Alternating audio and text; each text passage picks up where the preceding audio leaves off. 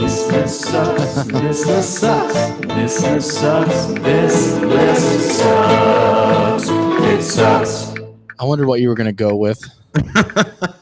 Dude, it's the theme. It's very quickly going to become the theme of the week super soon. And I just started to think about like what side of the fence Justin is going to fall on with the harmonica and Bob Dylan this week. Welcome back to This List Sucks, everybody. I'm Mike. I'm JB, and as you can see, we've gotten the band back together here. So we brought back Justin Handel for the fourth time, I think. Is that right? Who knows? It's a bunch. Yeah, somewhere between 4 and less or more. Somewhere between more or less. Is the over-under is 4, and Justin brought his third hand with him tonight. His third hand. Show us your third hand one more time, Justin. Ooh. Yeah, that could make several appearances as the night goes on. So keep your eyes peeled if you're watching on YouTube, because shit could get very exciting. Super exciting. Yeah. So much. I mean, it's been since pre-holidays, right? That was the last time that we got together. Was that the last time we did a show before Christmas? Yeah, I think this is our most extended break we've ever had. Definitely. I was telling Mike, super long holiday break. Somehow I managed to be way behind on my note taking for the albums. I was like, as of yesterday, I still had like three left. I'm actually still taking notes right now. I got you guys in this ear, and I got the last album in this ear. So you guys could give me a few minutes of uninterrupted quiet time. I don't have that ability. Yep, that's the privilege of being at the helm of the board here. No, I'm just kidding. But yeah, our longest break yet. We're back since before the holidays. I think our last one was like 20th or something like that. So yeah, so we're finally back, and yeah, a lot of shit has gone down.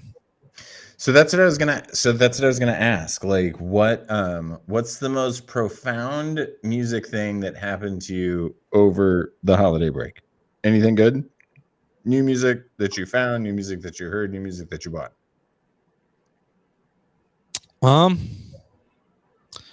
Most profound. That's a tough one. Is it? Well, are you debating options? Is that what makes it tough? Kind of. This is not really specifically related to like new music or anything, but this is an exciting music thing that happened to me, which is that I alphabetized my entire record collection, which took me a long time. Fucking nerd. I know. Is yours not alphabetized? Jesus, mine's not even fucking I don't even have. I mean, I have multiple artist collections, where I might have 6 to 8 records of the same. The artists aren't even together in my fucking record collection. It's just a hodgepodge of shit. So what is your primary sort, JB? Is it the album title or the artist? Artist. Is it the person's name? Is it the first name or the last name? Okay, so this is where I ran into trouble. So like most of the time, so complicated. Mostly I do last name unless the person is commonly just known by their first name. So like I think Elvis, even though I mean Presley is commonly, accompanying the Elvis, but like a lot of times he just referred to as Elvis. So I think I put him in the E's, things like that, Poor form, subjective. It's definitely a little subjective, but you know what? My record collection, so it can be subjective. I'm not. Yes, to each his own record collection, alphabetizing or lack thereof. Yeah. The word the or a, like A Tribe Called Quest, The Replacements. In fact, I have a Tribe Called Quest record. I'm pretty sure it's yours that you left at my house. And I put that in the T's. Yeah. So the one exception I make is for Prince. Yeah. So he's the performer formerly known as Prince at one point. So he's just like a little bit up. So he's performer, not Prince. Yeah, I mean that makes sense. So yours is alphabetized. Yeah, I alphabetize by last name all the way. I don't screw with it. Elvis is under Presley, P for Presley, and then I do by album title. Where does Madonna fall in this? Does Madonna fall under C for Ciccone or? Well, if I had a Madonna record, Whoa! I would call you to I guess get this information of what her last name is because okay, if it's a mononym, I get that if it's a mononym, but Elvis Presley, like Elvis was not a mononym. You know, this is the man. Cher, mononym. Madonna, mononym. Yeah. Prince was he really was a mononym. He was. I was hidden under Prince. Yeah. And then that fucking weirdo became a symbol too. Which I do think that you should carve out the symbol-based records and put those at the tail end of your collection if you're going to alphabetize properly. Well, you know, I don't know if I have any symbol. Also, if I had a record collection back when Prince was doing all the name change stuff, that would be a nightmare. I would have been institutionalized trying to figure it out. For sure. How about you, Mike? What was the most profound occurrence for you?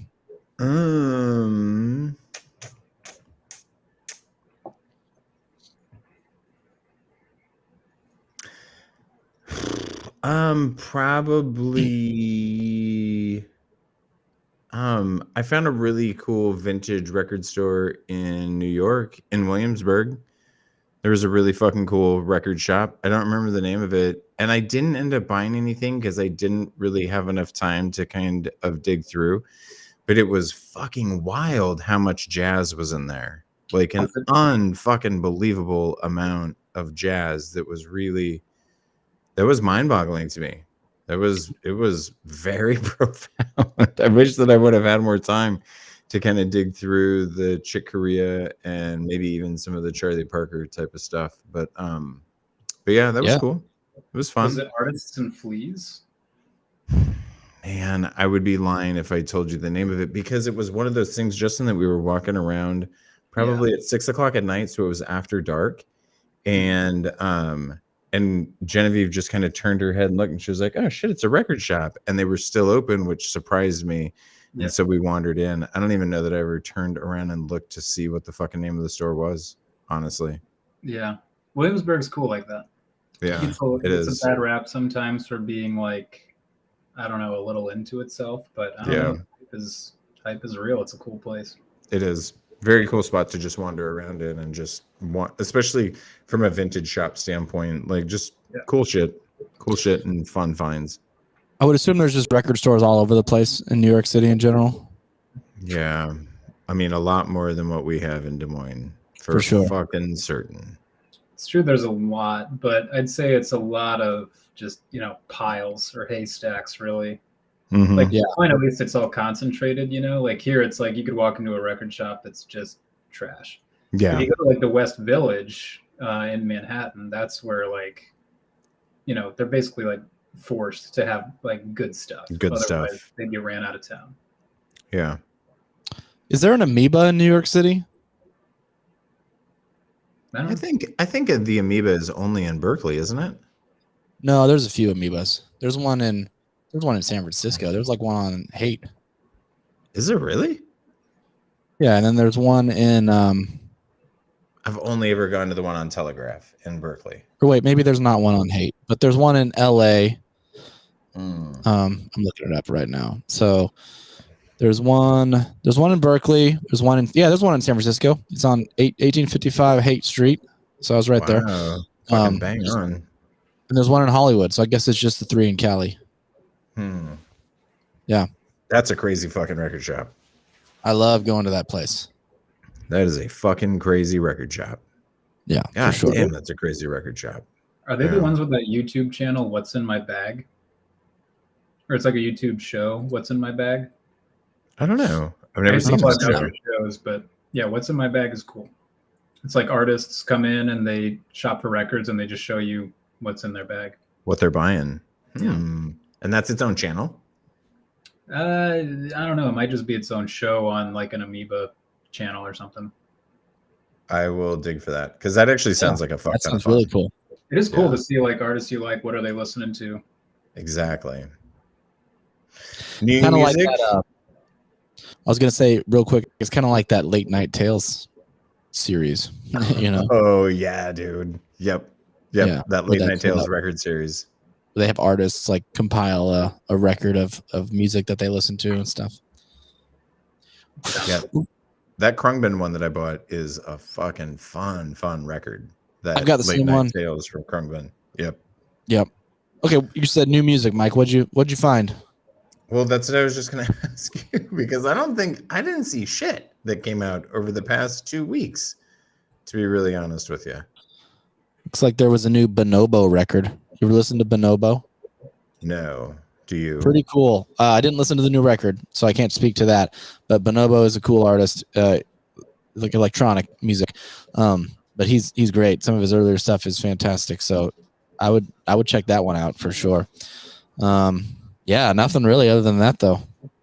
Now, I did dig into that John Dwyer record that we talked about the last time on the podcast, because I think You that did you listen had to that. just and I think that you had just started listening to that, or maybe you had gotten through it once, or maybe one and a half times in your car, and that was one that I downloaded before my flight out to New York, and fucking that thing is It's fun. super fun. Cool. I'm glad you liked it. Did you get my comparison, like noise rock meets like bitches brew kind of thing? Yes. yes, unequivocally. And yeah, I mean, there's definitely that, but just like, it's super psychedelic. It's like super psychedelic noise rock is really kind of what it made me think about, but very avant-garde, very fun. Very much so. Yeah. The album is Gong Splat by John Dwyer, for those curious about it. I'm looking at my release radar on Spotify, and it's given me something from Freddie Gibbs, some vault stuff from Cat Stevens and David Bowie, new song from Father John Misty. There's a new album that he just announced. That's what I saw the email for the new album too. Yeah. I think there's a new Weekend album too, if you're into that. Oh, there's a live performance from King Crimson that was recently released. Interesting. Is that a recent release of an old performance, Justin? Let's see. It is such a long title, I have to be patient and let it scroll. Yeah, it's a release of a show from Pittsburgh, Pennsylvania at the Stanley Warner Theater on April 29th, 1974. Oh, shit. So it's probably cool. That could be gas. Man, that could be really good. Mm-hmm. Yeah, that's worth listening to. Yes. They're still touring. Yeah. Yeah. I mean, obviously, completely different lineup, but that's what I was going to say. Like, not even remotely close to the same band, but some people are still calling themselves King Crimson and touring. Someone's parading around under that name. Is Robert Fripp still among the living? Yeah, I think so. Yeah. Right? I don't know. I just agreed with you there. Yeah. We'll go with Robert Fripp is alive. Yeah. Excellent. Cool. What were you about to say, Mike? I was just going to ask if you want to jump into it. Yeah, let's jump into it. Let's do it. So, as we always recap for those just wandering in here, we are going through Rolling Stone's list of the 500 greatest albums of all time released in 2020. And today is a big day for us. It's a really big day because we're reaching the halfway point after about a year and a half. Is that right? That sounds about close to it. Yeah. right. Sounds about right. Yep. So here we are at the halfway point. So today we'll be hitting 251. We're going through 251. So let's pick it up at number 255, which is Bob Dylan. I think this is our second or third Bob Dylan. It's at least our third. Right? Yeah. Because he did the super old one, and then there was like a late 80s Dylan mixed in there too. You're right. I think the late 80s one actually came out first. But yeah, so anyways, this is Freewheelin' Bob Dylan. Mixed in there too. It is the fourth. You're right. I think the late 80s one actually came out first. Love and Theft. John so anyways, this is Freewheelin' Bob Dylan. Mixed in there too. Sorry, guys, we're having a little bit of a first. Love and Theft. Technical difficulties. Let's hope this sorts itself out so we don't have to. Oh, we might be good. Can you guys hear anything on your end, or does it seem clean? No, it's clean. How about you, Justin? You with us? Yeah, sorry, I was playing with my mic volume. Not an audio guy. Okay. Oh, Sorry about Well, that, guys. In all honesty, all we were doing is we were just testing our ability to go back and replay the tape. Because every once in a while, one of us might be a fucking liar. And so, we got to replay the tape every once in a while. So it's good to know we can. And Good now to it's know never we good can. again. Yeah. Okay, so 255, we have Bob Dylan. The album is The Freewheelin' Bob Dylan from 1963. Bob Dylan's second LP was released on May 27th, 1963, 3 days after his 22nd birthday. It was a tender age for such a triumph. On Freewheelin', the poetry and articulate fury of Dylan's lyrics and his simple, compelling melodies transformed American popular songwriting. His wholly original grip on grit, truth, and beauty in A Hard Rain's A Gonna Fall and Masters of War still changes everyone who hears this album 4 decades later.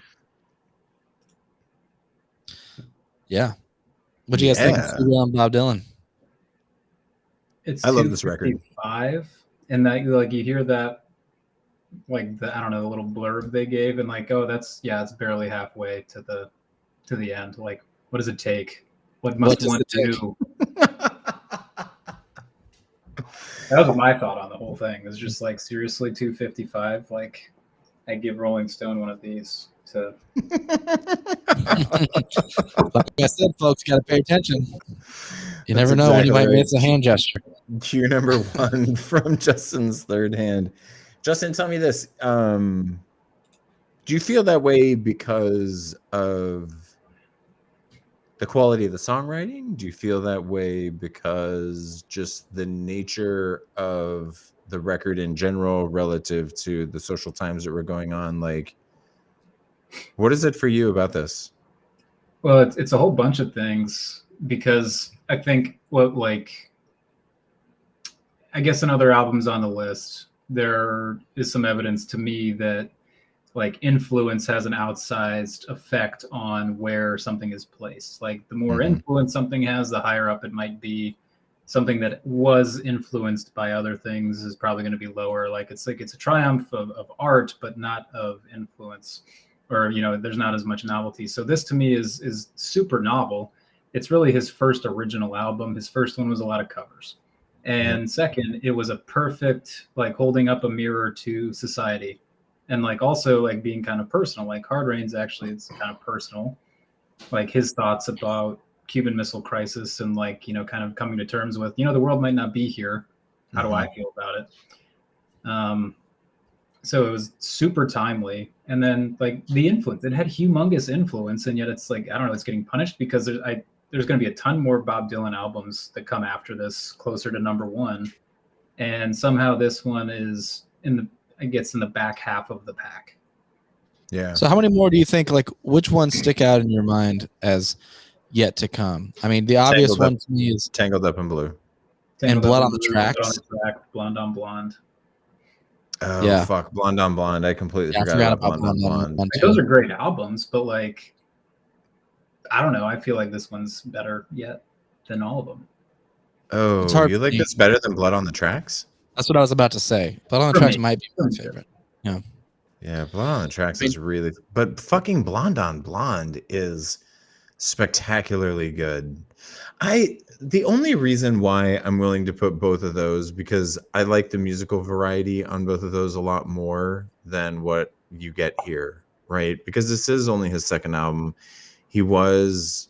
I mean, I don't think that he ever thought about his image, but his image after his first record was clearly that, oh, well, you're a folk singer, and I don't think that he necessarily ever thought about that. But when you listen to this record, it's very much the record of a folk singer, and you get so much more dynamic music out of him by the time that he becomes electrified, and certainly by the time that he's lived enough life to, write about the songs that he's writing about on Blood on the Tracks, so from that standpoint, I'm willing to I mean, something has to happen with this relative to the other records, but I'm with you on the 255 thing because so many of the records or so many of the songs on this record are fucking masterfully written songs, especially lyrically, and kind of like what you were talking about, like holding a mirror up to society at the time.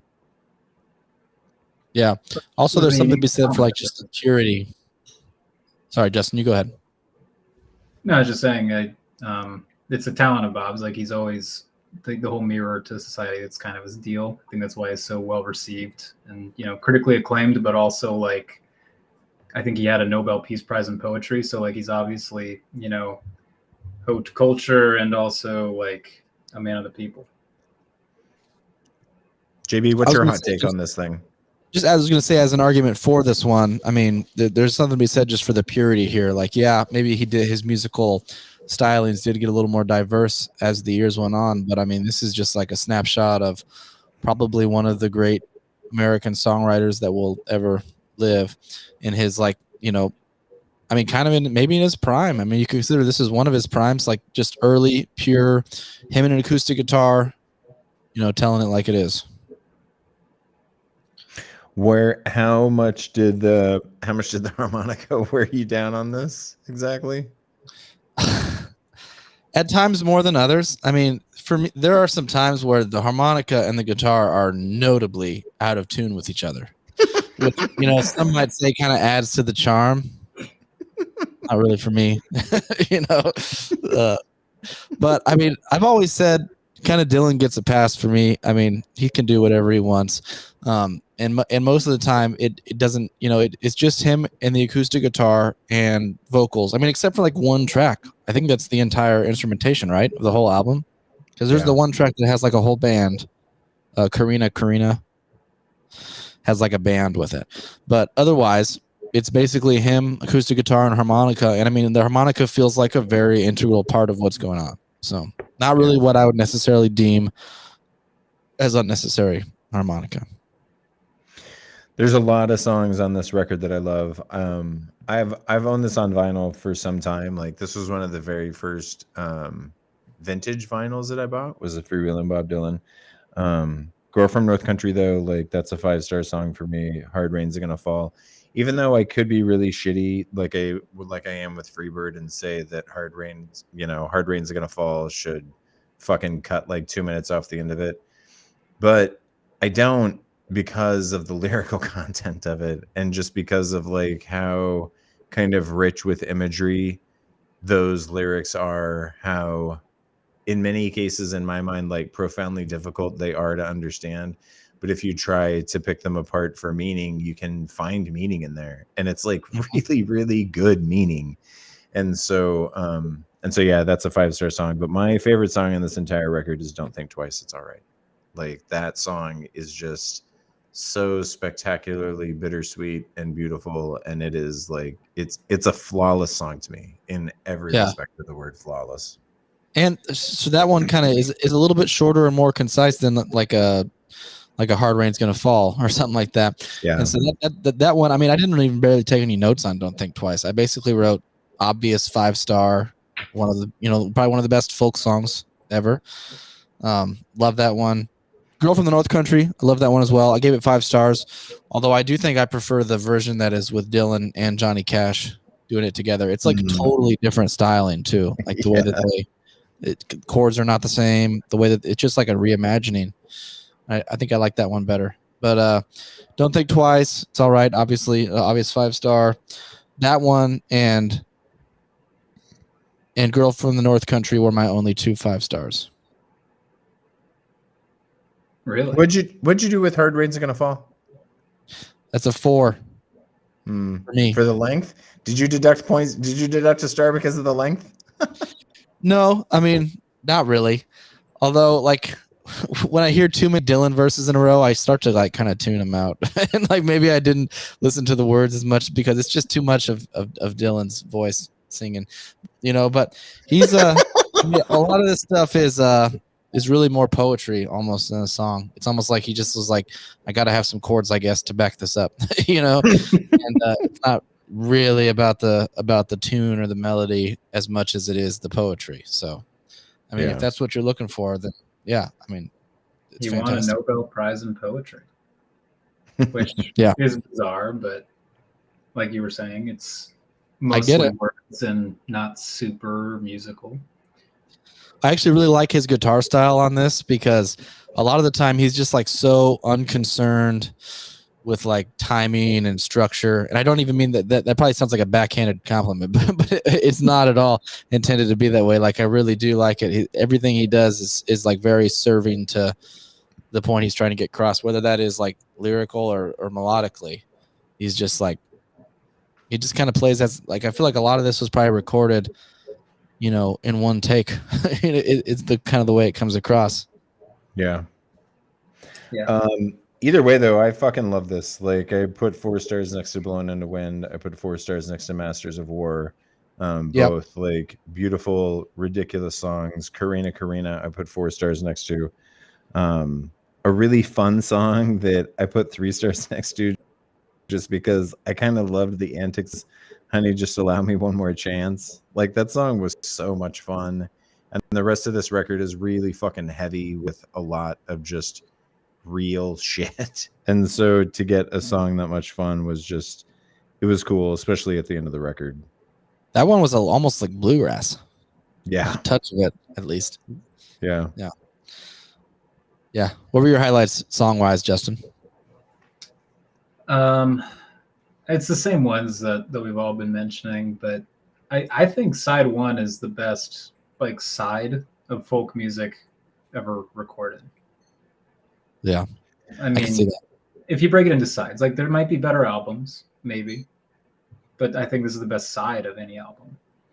Blowing in the Wind, Girl from the North Country, Hard Rain's Gonna Fall, and Don't Think Twice. Don't Think Twice is on side 2, but like all 4 of those are 5 stars for me. That's, yeah. And that's what I was gonna say. Like, if Don't Think Twice, It's All Right would slip over to side A, there would be, that's undisputable with no fucking argument whatsoever, right? Just in terms of the greatest fucking side of folk music ever made. Yeah.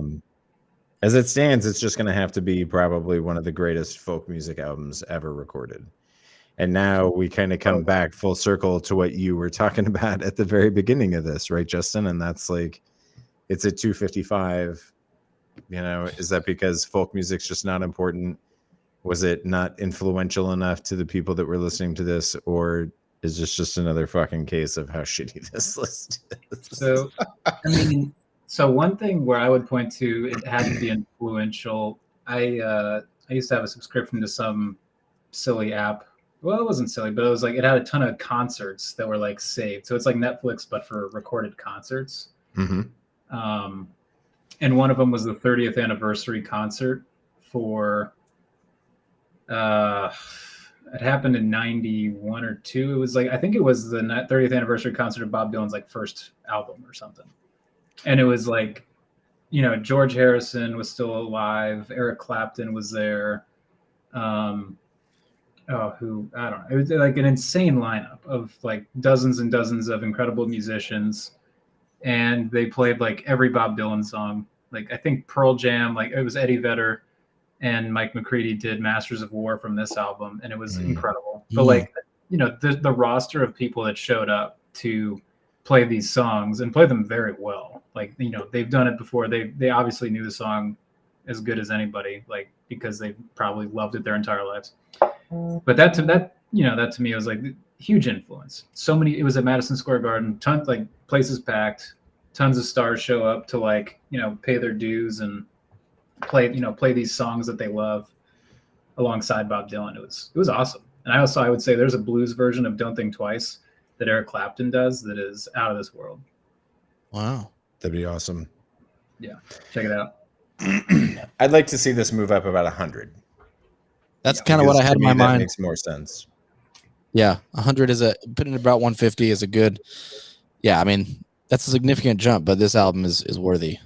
Yeah, but I still want to leave room for Blood on the Tracks and for Blonde on Blonde. You know what I mean? What's on Blonde on Blonde? Like, what are the highlights on that? Ballad of a Thin Man is on Blonde on Blonde. Okay. And Tombstone Blues is on Blonde on Blonde. Yeah, Rainy Day Woman, number 12 and Okay. 35. That's a good one. Yeah. Blonde on Blonde is fucking solid, dude. Really, really good. Well, it'd be fun to get to. Do you think Blood on the Tracks will be the highest? I do think Blood on the Tracks will be the highest ranked I think so too. Dylan record. Yes. I definitely believe that to be the case. I don't have Freewheelin' on vinyl, but I'll be getting it for sure. That's kind of one of those ones where I definitely want an old copy of, so keep my eyes peeled for it. Yeah, Freewheelin's one where I would I have a copy and it's an old copy, but I'd be willing to spend up for a proper edition, collector's edition copy. Yeah, collector's edition, first print. Absolutely. Yeah. We do have Rex's thoughts on this one. So I'm going to pull those up here and read those off. Okay. Wait. Before we go on, totally wrong. I was thinking of Highway 61 Revisited, which, oh, by the way, we're going to fucking get that one too. Because Highway 61 Revisited is what has Like a Rolling Stone, Tombstone Blues, Ballad of a Thin Man, and that also has Desolation Row on it. Oh, yeah. And that fucking album rips, dude. So that's what I was thinking of. I was not thinking of Blonde on Blonde, but Justin's right about it with Rainy Day Woman number 12 and number 35. And Stuck Inside a Mobile with the Memphis Blues again. That's a great song. Okay, so here's Rex Todd on the Freewheelin' Bob Dylan. Fantastic album with my most favorite track from Bob Dylan, Girl from the North Country, which I know that JB is going to hate because of its unnecessary harmonica, but he can suck it. Why was I made to read this? This is degrading. Such well-written lyrics. This is just classic Dylan. Love it. Well, joke's on you, Rex. That was one of my favorite songs on the album. Sucking anything. All right. Yeah, so I think we're all pretty in agreement on this one. Yeah. Yep. It got the shaft. So let's go ahead and move on to the next one. While you read this, I'm going to step away briefly. I'll be right back. Hooray. All right. Well, coming up next, we got number 254, the 1973 album from Herbie Hancock, Headhunters. Rolling Stone says, one day in the early 70s, jazz pianist Herbie Hancock was chanting in front of his Nigerian Buddhist scroll when he heard Sly Stone's "Thank You for Letting Me Be Myself Again" looping in his head. He immediately got to work on Headhunters, an aerodynamic groove machine built around catchy riffs, squelching synths, and airtight danceable beats. As Hancock put it, the LP unified, quote, the jungle, the intellectual, and the sex, end quote, and gave jazz its first platinum selling album. Justin, I'm assuming that you were super duper familiar with this for a long time. Yeah, my older brother, who JB knows pretty well, they both played saxophone in the marching band at Johnston High School. He turned me on to this when we were in high school, and I've never stopped listening to it. That's awesome. It's in constant rotation. I mean, so Chameleon, the track everybody definitely knows best. It's got to be the best song in the genre, and I think there's jazz funk / jazz fusion. To me, best song in the genre. What do you? I think fusion. I don't know. Fusion might be a little strong for this. It's not as fusiony. There's no guitar, a lot of synth, but no guitar. So maybe it's not super fusiony, but it's as good as it gets. Yeah. So that's exactly where I was going to go with you. Was just especially relative to everything else that you get in the genre. It's so unique to hear a band with absolutely no guitar, but it sounds like there's guitar all over this thing. Yeah. The synth work was amazing. Yeah. Or it was a clavinet, I think. A clavinet is what was basically acting as the guitar imposter throughout this whole record. But it's perfect, because if you didn't know, if you didn't dig, I mean, my first instinct was not, oh, that's a clavinet pretending to be a guitar. It's, oh wow, that's a cool sounding guitar. Yeah, that's my first impulse. Not to barge in, but talking about on Chameleon, the dun dun dun dun dun dun dun dun. That's the sound. The whole record. Yeah. That just has one example of it. Yeah. Yeah. So this album was one of the main reasons why I wanted to have Justin on for this specific episode. This and one other. Oh, we thought it was Devo. Yeah, yeah. That's the other. No, it's not the other. But this one, and I think you actually introduced me to this album, probably like in high school, if I remember correctly. Well, I was just telling Mike all the credit goes to Jordan Handle, actually. What? Yeah. Wow, that's exciting. Yeah, man. Well, I got introduced to this record because when I was in high school jazz band, our high school jazz band played Watermelon Man, a totally different arrangement of Watermelon Man. You played the OG arrangement. Yes. Yeah. So, but it was fun to discover this, and it was like, oh, fuck. This is like nothing at all like what we're doing. And it was really cool. It was cool and it was unique. And I can't say that it hooked me really hard when I was in high school, whenever I first heard it, but I circled back around to it probably a few years ago. And it's fun. It's in heavy rotation. I own it on vinyl.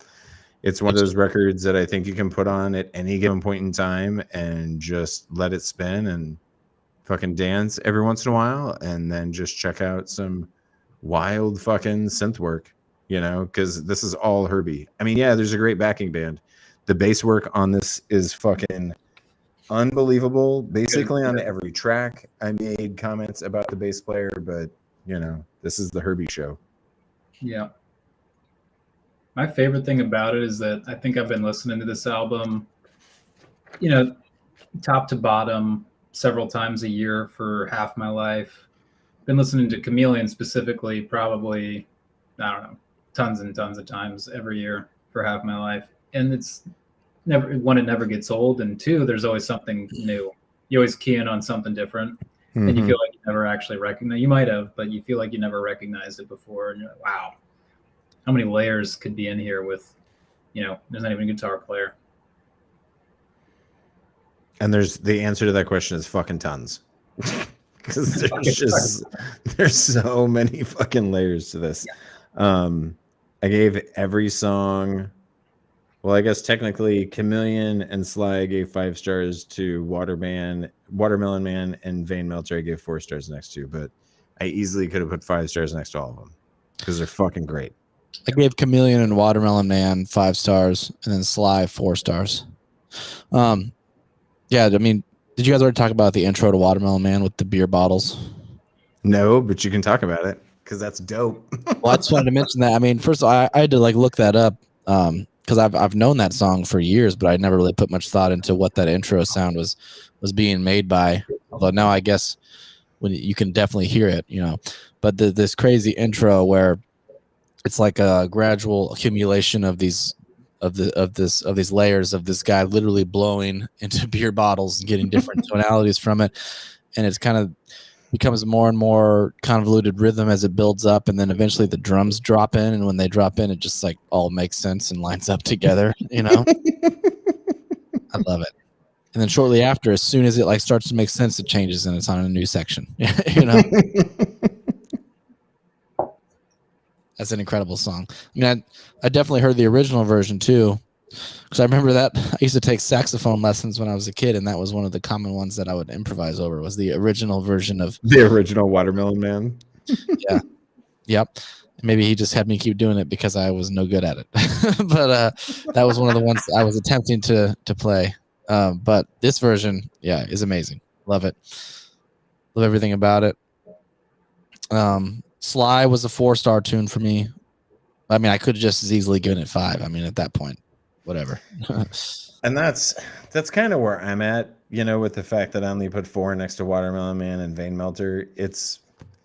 I mean, if you like Chameleon and you think that Chameleon is one of the best songs that you've ever heard, you're not really going to be able to not say that about any of the other 3 songs on this album. It's super coherent, but each song is unique and it stands on its own, but they're all just so intricate with just Fucking layers upon layers upon layers of sound, primarily from the synth world. But man, those drums and the bass and all the backing instrumentation is spectacular. It's a fucking great record. Yeah. I don't know what to do with it though. Like, to me, the more interesting part of this conversation is, where does it belong on this list? Because if I remember correctly in doing my reading, it was never even on this list before this year's version of the list. Oof. That's I think criminal. the list is pretty biased against jazz. Seems to be the case. Heavily. Yeah. And funk. Criminal. Yeah. And this is, yeah, it's jazz funk. It's classified as jazz funk, which, I mean, if I were to pick one genre I had to listen to the rest of my life, it'd probably be jazz funk. I mean, yeah, you can't go wrong with jazz funk. Like, that'd be a good life. I could live that jazz funk life. For I sure. could probably get down on the jazz funk life myself, but either way. Either way, I like the fact that if you're going to bring it in strong at 254. Or higher for me, I will say. Are you I'd thinking like you want it higher. lower? And that's kind of where I'm going with it. I just don't know how. I was thinking that I want it to be higher than 254 as well. I just don't know. Like, I don't know if I want it to be above 200. Does that make sense? It does. I think 200-ish is an appropriate range. Although, honestly, dude, I would have no problem with 150 personally. So in the genre section, jazz only appears 13 times out of 500.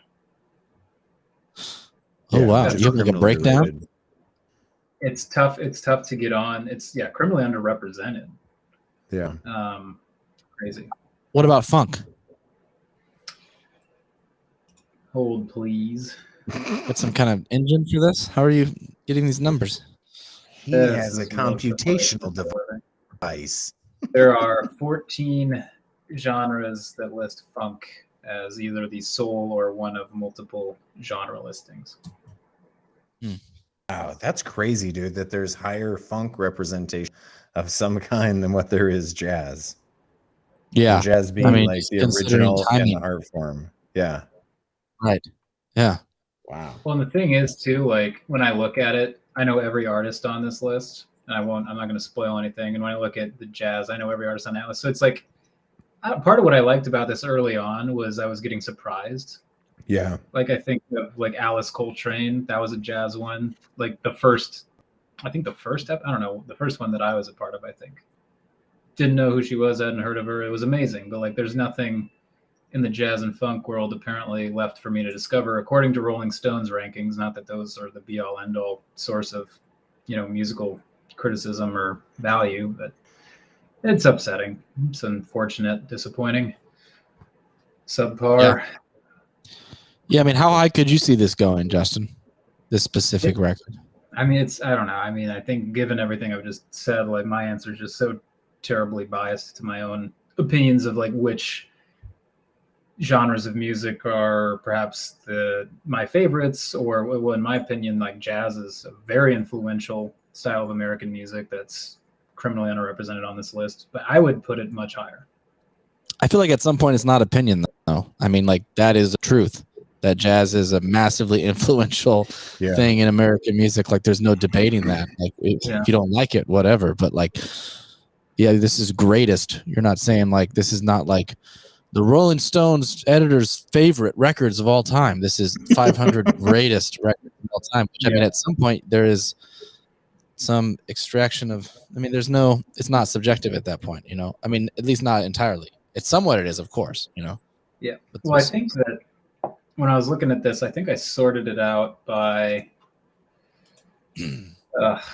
My dashboarding is not great on this, but I was looking at there's no albums that were made prior to the 1950s. So you've got no Delta blues, and you've got no like swing. Gypsy Actually, like you do have Delta Blues. Robert Johnson. Yeah, because Robert Johnson's 33 recordings or whatever is on here. Oh, Although but the album was it was a re-release. correct. Yes. Yeah, I mean, in any Correct. of that, I think that there might be some of that stuff So there's like a Frank Sinatra record that had to be from like material from the 40s, I would think. No, in the wee small hours was 1953, if I remember correctly.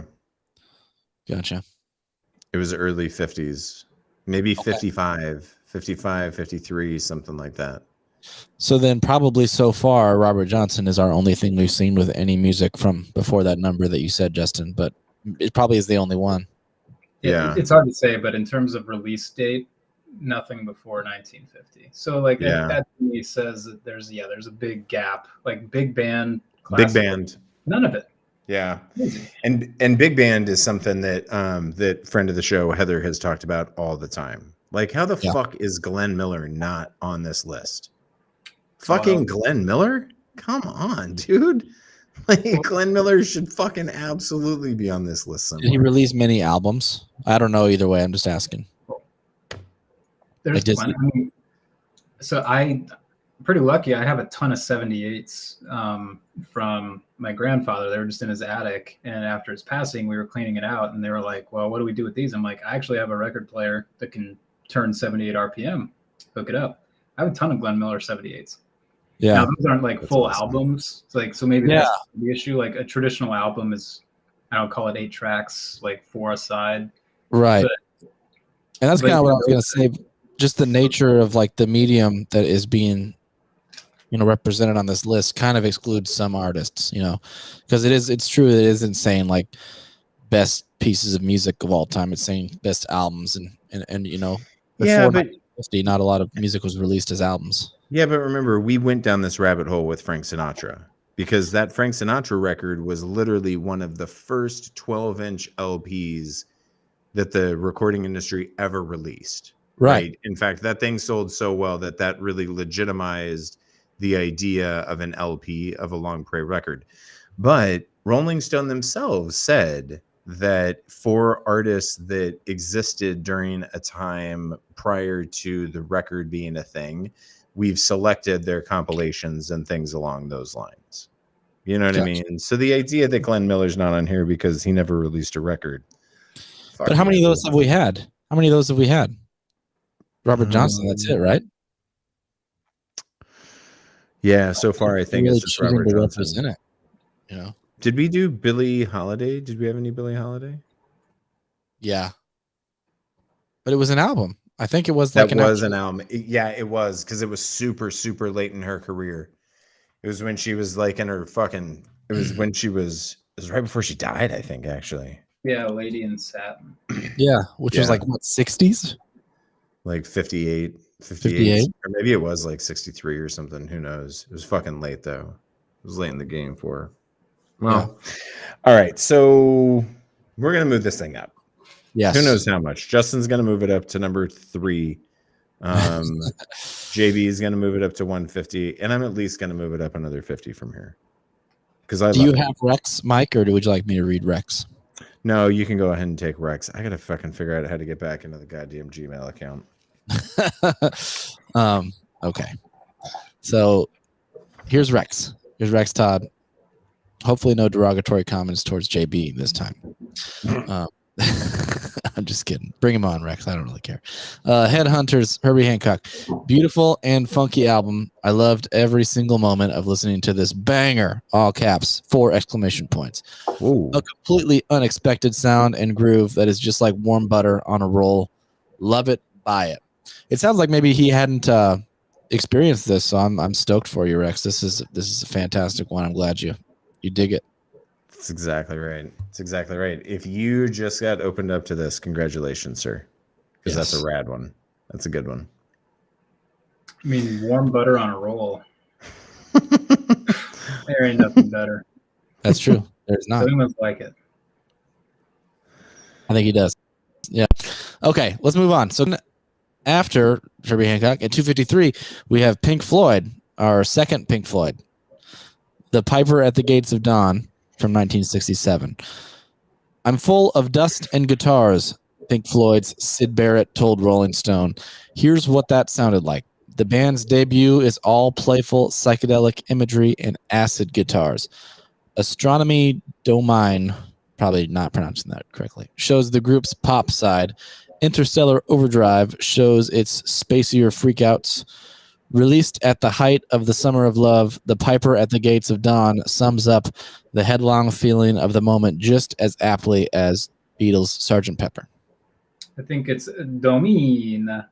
Domine. Got that right Really after I hard said to that. get the fingers right for that. You think? Again, guys, pay attention. Pay attention here. Okay, this should almost be as terrible as the reaction that I got to Freebird. I think that this is fucking criminal that this record is on this list and Animals doesn't appear on this list, and I'm disappointed in its placement, and I don't even know where to begin. I don't think you're going to get the same reaction as you did for Freebird. That's just an unprecedented opinion about Freebird. But sorry. But with this, so let me ask you this: is it due to the fact that Animals is left off? Like, if Animals was on here higher, would you have the same thought? That's an interesting question, and no, I don't think I would. So you To would me, be this more is okay with it being on here. Or- If Animals were on here, I would be more okay with the list. But for me, I mean, this is going to sound really mean. The most that I give a fuck about Syd Barrett is the fact that he inspired Wish You Were Here. And that's not meant to be like cruel or heartless. I mean, like, as a person who loves music and as a listener of music, as a consumer of massive amounts of music, this is just not a record that really blows my skirt up. I don't find it to be super special. I don't find it to be overly unique. And yeah, there were way better Pink Floyd choices, especially for 253. There were, for sure. I do think there's something to be said for like that. This is one of the first examples of this type of stuff. So maybe it's now not unique, but when it came out, I mean, it was. And I get what you're saying, but it's almost to me like Pink Floyd should be like two separate bands. Like it's hard to like look at Pink Floyd with like Wish You Were Here, Animals, Dark Side of the Moon. That's like not the same band that released like Piper of the Gates of Dawn and Saucer Full of Secrets even, which was not led necessarily entirely by Syd Barrett or anything. But like those two albums don't even sound like the same band at all. This sounds like a different band to me, like entirely. But I do think there's some serious like groundbreaking shit going on in this one in terms of the psychedelic acid rock movement. Yeah, that's the note I had. To me, this is just another piece of evidence, which I kind of realized the more you guys work through the list, like the irony of it all. But like, this is the piece of evidence that says influence outweighs like musical quality, because Wish You Were Here is ranked lower. And like in my mind, like psychedelic or prog rock, like Shine On You Crazy Diamond destroys any song on this album. For my 100% agree. Yeah. No question. But then again, like, I don't want to go back into the black hole we were just climbing out of. But like, if influence matters so much, why did we totally snub certain genres? Don't want to get back into it. But like, that's where I don't understand the people that made this list. Yeah, because based like the main argument for this album is definitely influence, because I do like some of the musical content here. I do like it, and like I'll listen to it, but by far, like Shine On or Wish You Were Here is so far beyond this, like musically. Like for me, like it would be zero question that I would just if I had to pick one, I would immediately throw this to the ground and stamp it into a million pieces, like emphatically. Like if I had to pick one, like compared to like gun to your head, you have to stamp a record into pieces, or even just no gun if they're just someone casually throws it out. Let me ask you something though, because this is coming out in what, 1965? Is that 1967? Okay, so why does Surrealistic Pillow come in at 461? And because they're not Pink Floyd. I guess is probably the only answer to that. But isn't that why we're gonna see Pink Floyd again at like number 12 with Dark Side of the Moon? Because they are Pink Floyd, because they Yeah. made Dark Side of the Moon. I mean, I guess this feels like celebrating. I don't know. This feels like celebrating something that's not necessarily profoundly worth celebrating, but we're gonna do it anyway because it's Pink Floyd. Because you know I don't that there know. was other music that sounds like this that could share in the same influence that you're willing to give just this one record. Does that make sense? What I'm saying? I mean, I should 'Cause rephrase it. This was like a collection of sounds, right? So you can't pinpoint like one record from the British invasion that was any more influential than another record, right? It was the combination of all of these artists all coming in this massive wave that everybody was like, holy fuck, like this is wild. This is a whole new sound that all of these people are bringing to play. And Yeah. I'm totally fine with doing that. But we're talking about we're talking about a list of the 500 greatest records of all time. I don't know. I think there's noteworthy, noteworthy points on this, like Interstellar Overdrive. You don't like that song? I like Astronomy Domine a lot. I like Interstellar Overdrive. I gave that 3 stars. Honestly, my favorite song in this whole record was Pow Our Talk. Wow. I fucking put 5 stars next to that son of a bitch. I put That one song song was fucking wild, dude. Like that was so crazy what they were doing in that song. It was I think super for me, experimental. I didn't love all the like the ones that didn't really resonate with me were the like vocal noises, like when they were doing too many like kind of things like that. I'm like, all right, that's enough. Stop. But Yeah, like but I bet a YEM vocal jam really gets your rocks off. that's when you go to the bathroom, dude. Once you get to that point, grab yourself a beer. But I mean, Interstellar Overdrive, I love that one. I think it's a great riff. I mean, just it's all the chromatic scale. There's like almost no attention paid to traditional like music structure whatsoever. I think they really were doing some new shit there. I really like it, and I like the fact that it has this crazy long psychedelic jam with no semblance of any structure whatsoever in the middle of it, where they're basically just like going into past the event horizon of a black hole is what it sounds like musically almost. Yeah. I love that. And JB, here's the thing. I love that too. But this to me is a case where the derivative has more impact than the root, right? Meaning this is like the root or the initial or one of the initial recordings of what we might call like a type 2 jam today. But I don't want the root on here. I'd rather have a really, really good derivative. And that's where this list fucked up. Because even if you hate Fish, like you need to think about what they've done to the idea of just, Spontaneous, structurally based, purely spontaneous improvisational music creation, right? Because they should be on here for that, They should be for sure. But that's where the derivative is more powerful than the root, Yeah, But I see why you like it. And again, like in terms of, I do like it, but like I like the derivative a lot more. I'm with you there, absolutely.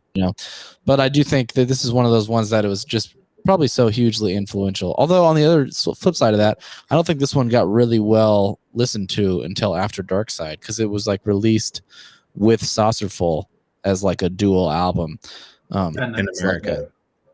Yeah, exactly. And I was reading through like Wikipedia. I'm just see if I can try to find it once, but there's like this there's this one thing where they're talking about the first song, like the Astronomy Domine, and they're like talking about how Syd Barrett was like super groundbreaking in the way that he played this E chord, and they were like really breaking it down theoretically, that he like took this E flat major chord and superimposed it over an E major chord by sliding down I'm like, dude, he literally just like was like, guys, if I take this chord and I slide it down one fret, it sounds cool, right? Sweet, let's record it. Like there was no, I guaranteed like the level of like analysis that was going into this was not. He was not like at a whiteboard writing out equations and figuring this out. Like he was just like, oh, I slide one fret. Yeah, I dig it. Beautiful mind. Oh my god. Yeah. I mean, I know Syd Barrett, but I guess he had some troubles, but he just wasn't for me, and I think that kind of outlines why. But Do you guys like Saucer Full of Secrets? No. I do. I like it. I want like to both like of these. I found Pink Floyd the same way most people do. Like, I heard The Wall or like Another Brick in the Wall on the radio, and like Money on the radio when I was a kid because my parents listened to classic rock radio, and then those are the albums I got to know. Then I was like, I go into these albums really wanting to like them, biased to like them, and then I didn't, and that's just a bummer. And Oh, go ahead, Justin. I was just gonna say they did like a reverse Van Halen of like they transformed. Like if you're a Van Halen fan, like you're either into Diamond Dave or you're wrong and you like Van Hagar, which is just awful. But for Pink Floyd, it's like you're either, I guess, wrong or you like David Gilmour and what he brought to the band after Sid. I grew up on Pink Floyd in much the same way, only my first song that I fell in love with was on A Momentary Lapse of Reason, is Learning to Fly. I love that song so much. And then I went backwards through the catalog from there. Wow. But no, my earliest Pink Floyd that I really, really enjoy is Metal. That's the earliest Pink Floyd that I really, really enjoy. And that's a fucking great record. Really great. That's the one with Fearlessly, right? Yes. Yeah. Yeah, that's a good one. Yeah. So what Pink Floyd's left? Is it just Dark Side? Dark Side and Brick. And The Wall. Oh yeah, The Wall. Because like Final Cut's not on here. There's no way. No, that is good. That's a good one. That's the only two we have left. Yeah, Metal won't be on here. Metal will not be on here. It'll just be The Metal. Wall, and it'll be Dark Side of the Moon. Yeah. And I'm assuming that both of those are going to be high. I would assume that both of those are going to be top 100. Oh, dude, Dark Side. I guarantee Dark Side has to be top, 20. Yeah, but where do you think The Wall is gonna? Where do you think The Wall is gonna land? I think The Wall will be like top 50. Wow, you think so? I don't think so. I don't think they give The Wall that much love. Yeah, I think we'll see. I wouldn't. That's still, I wouldn't be surprised. Well, let's keep this. Oh, well, maybe we shouldn't. Do you own this on vinyl, JB? I do not. But actually, the first time I listened to this one and Saucer Full of Secrets were at a buddy's house of mine on vinyl. Listened to both of them back to back. It was probably about 2 a.m, completely sober. And so that was my first. That part was not true. That was my first introduction to these ones. So for that reason, they hold like a particularly special place in my heart. But I don't actually personally own them on vinyl, but I would love to. I would love to own this one and Saucerful, which I know I keep saying that. I kind of stack those together. You think of them together, yeah. So, and where do you place this? Like, because you're keeping this on the list. And yeah, I think it's on the list for sure. And I think it should be a little bit lower. I think that obviously Animals should be on the list and it should be higher. And I think that obviously Wish You Were Here should be much higher. I think this was one I'd be happy to see around 400. Okay. I'm not keeping it on the list if I wasn't already painfully clear enough with that. Oh, Justin, what about you? Yeah, I'd boot it. Yeah. And I wouldn't buy it either. Yeah. You wouldn't even buy this on vinyl? Oh, I have man. 2 copies of Dark Side, and I would not. Some people. I won't even have one of these. I actually have 2 copies of Dark Side too.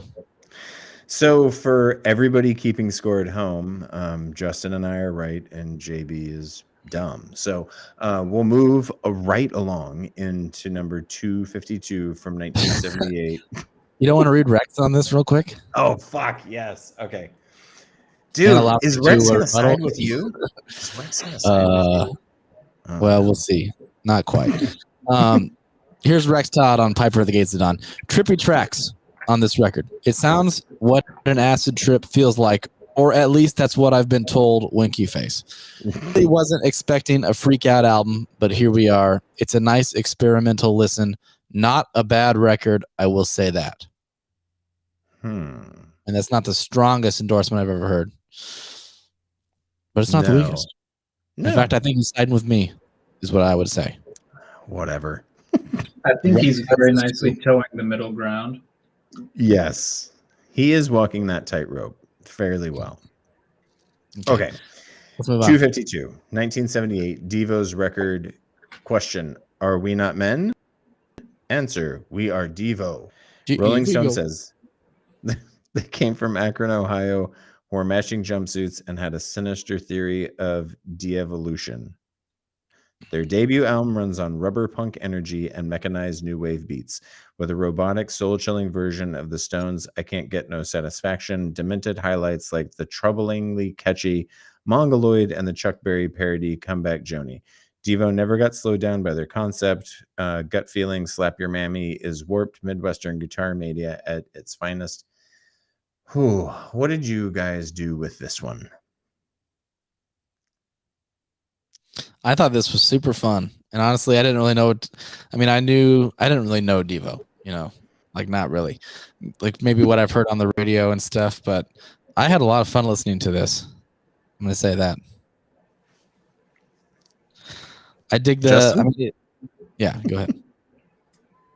I found this record pretty recently, actually.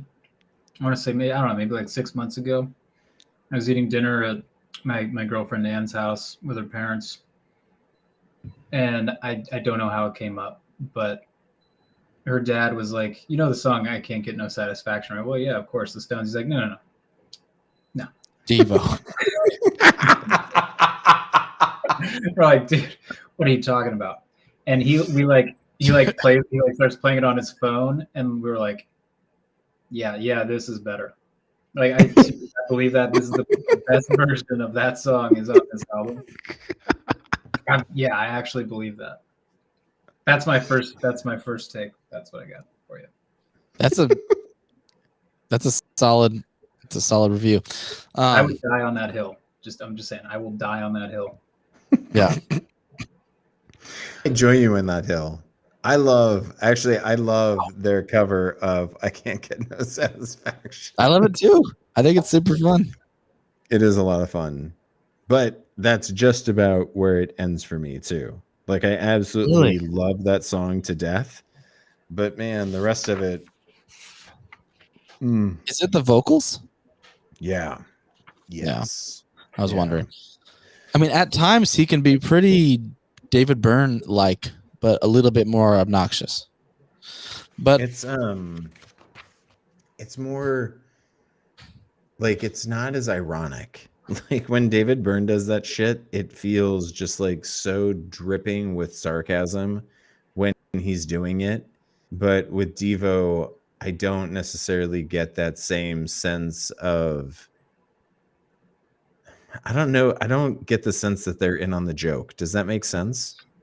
Yeah, it totally does make sense. Well, but I get what I'm curious. Brian Eno produced this, right? And he's a big collaborator with David Byrne and Talking Heads. And a favorite of Mike's. Yeah, and I love Brian Eno as well. And when I was reading about this record. Sorry, we're gonna talk about Brian Eno now.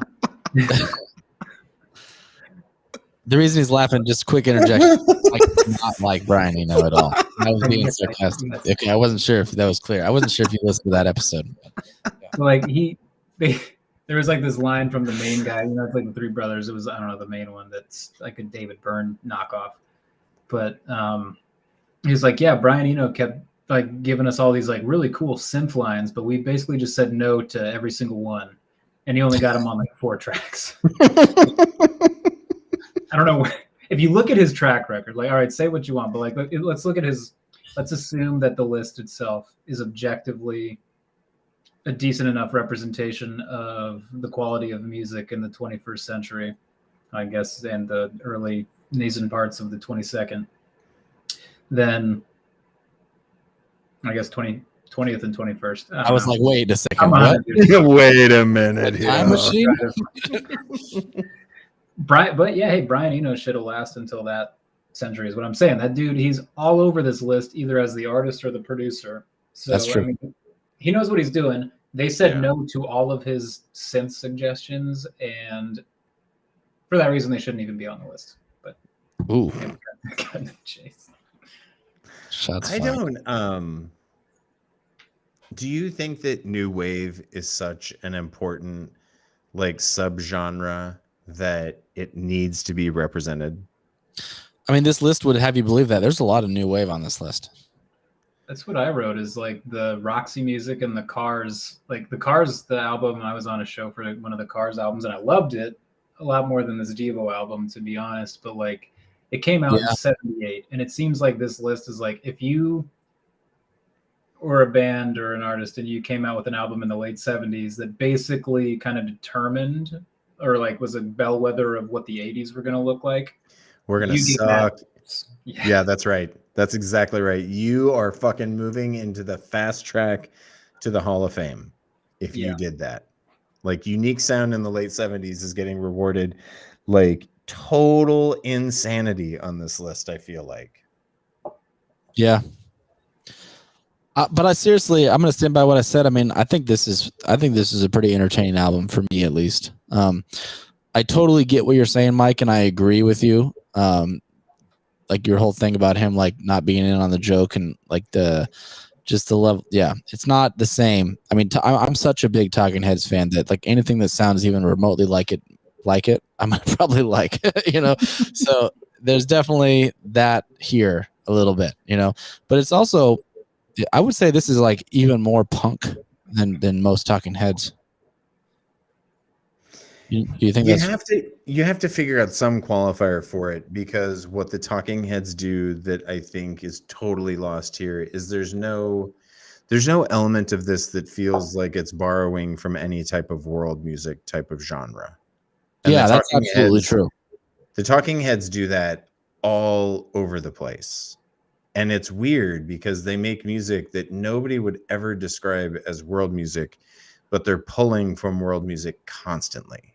And that's what's missing to me about this. And so to my ear, it comes off as like this, like it's this really sophomoric, uninteresting and unintricate collection of fucking synthy new wave noise.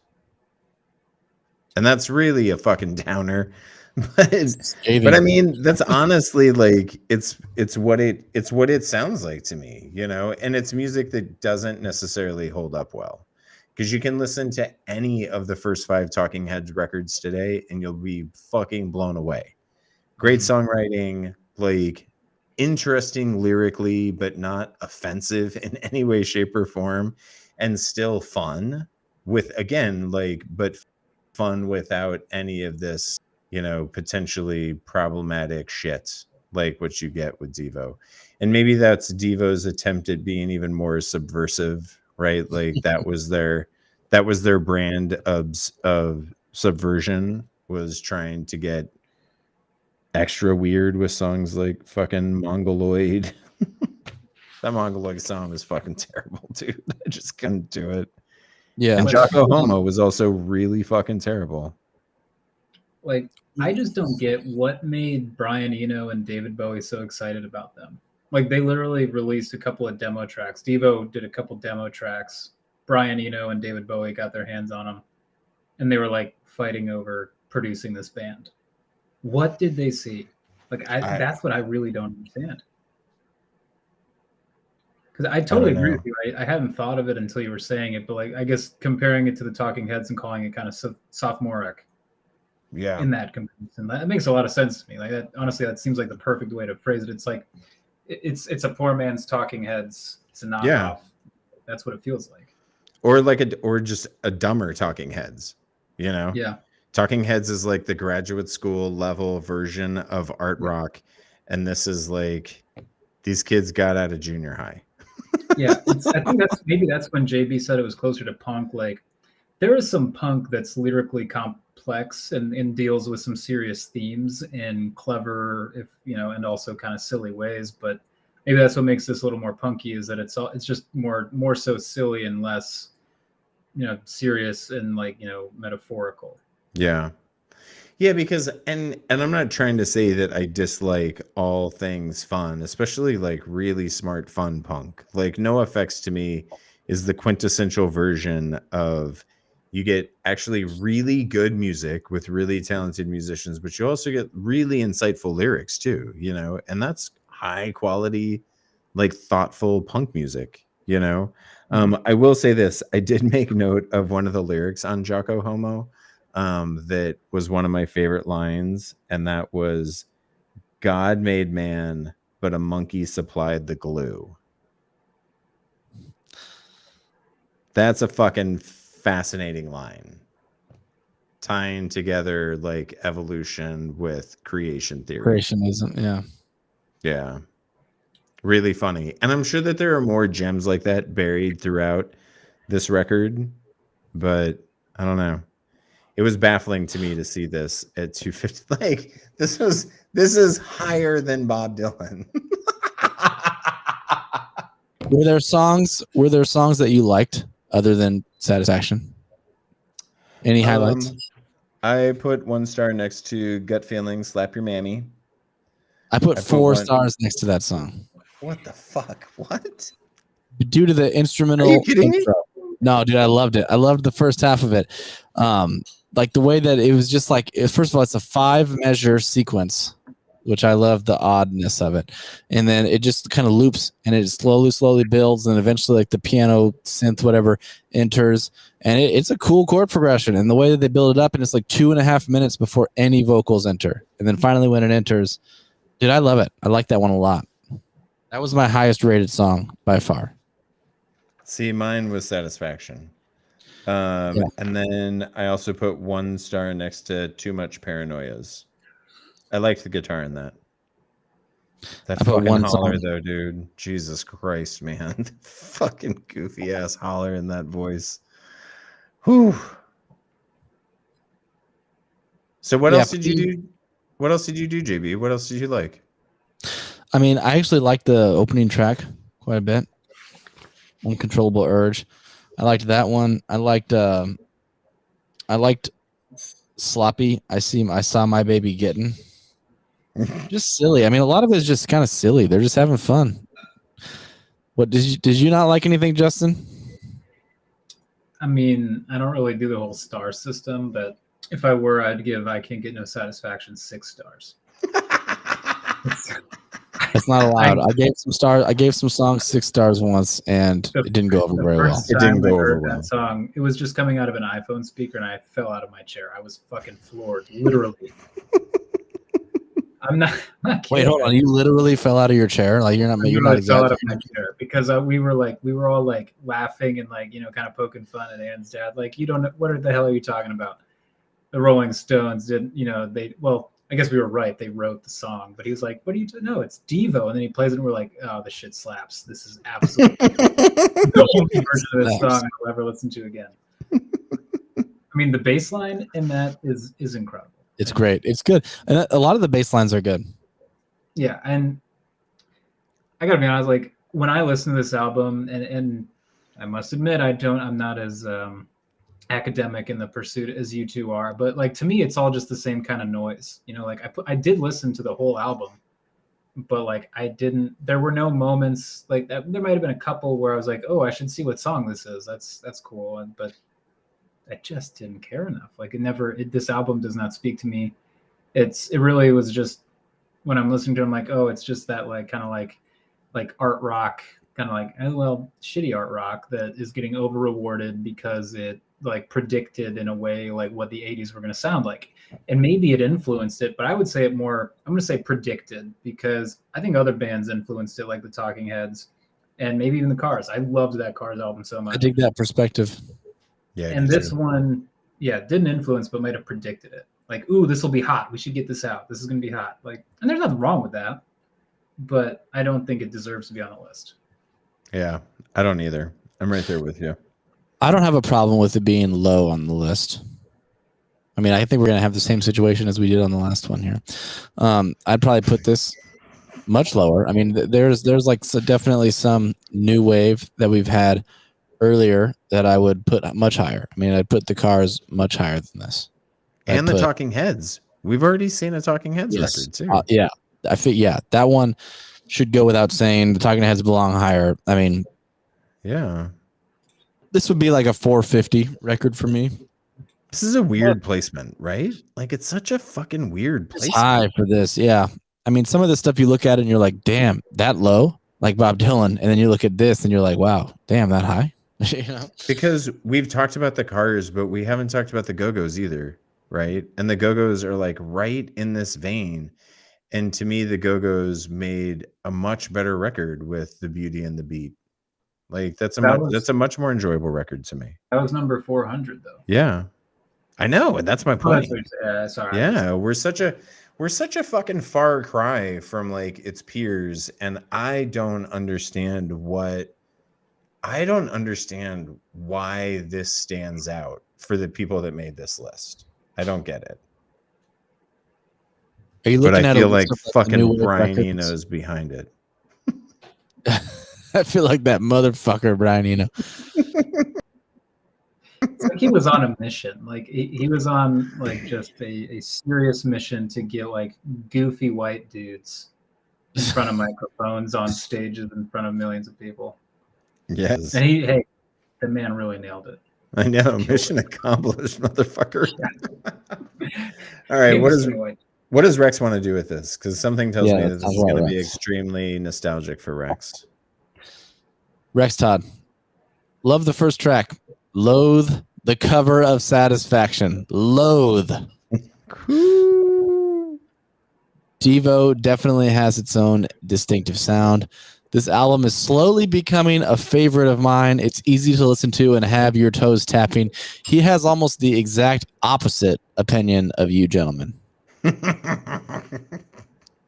Different strokes for different folks. I mean, if it's a toe tapper, I don't want to be in Rex's home when he's cooking. Because I feel like this is what is going on as he's listening to Devo, tapping his toes, tossing a walk, or like stirring in the skillet. I don't know what he's making, what kind of cuisine he's into, but the music, I don't know. What kind of cuisine is it? Don't worry, we'll have Rex Todd on again, and we'll make sure that he cooks us dinner before the show or something. We'll make sure to do a deep dive on his preferred culinary history. Yeah. Yep. That'll be the focus. It'll be This Sucks top 10 list of Rex Todd's home cooking.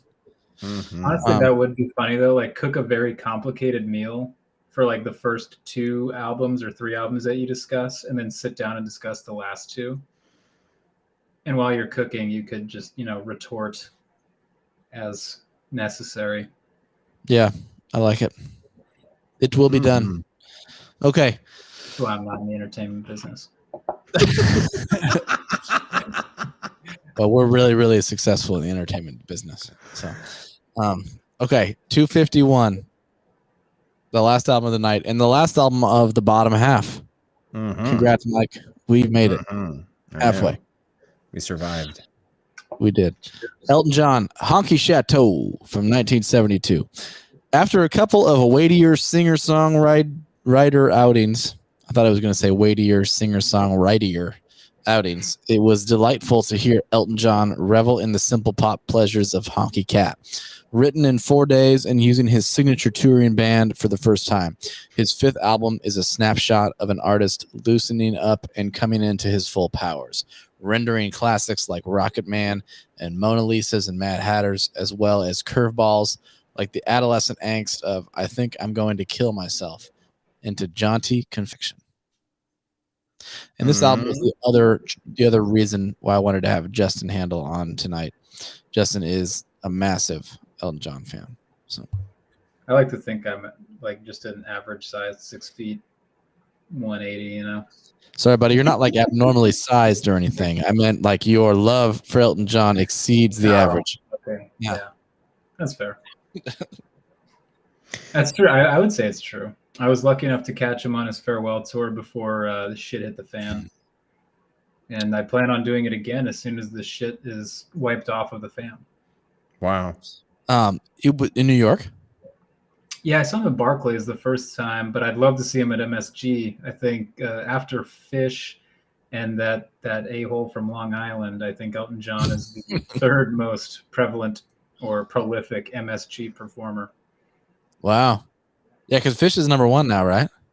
Yeah, after Baker's Dozen. Yep. Yeah, they took that away. It's probably the sole reason they did that. Oh yeah, that's what I like to think is that they just had a vendetta against Billy Joel. That makes it more fun for me. Well, this is a really good record. Like really, really good record. And Elton John is not one of those guys that I'm intimately familiar with all of his individual records just because the dude is so prolific. Like he has so many albums. Like I've never dug through that entire discography, just the heavy hitters, right? Like this one, Goodbye Yellow Brick Road, Madman Across the Water. Yeah. Fuck. I don't even know that I could name more Elton John records. Crocodile Rock.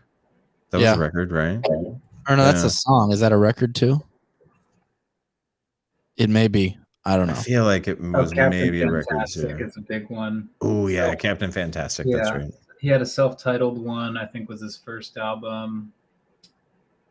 You nailed the big ones though.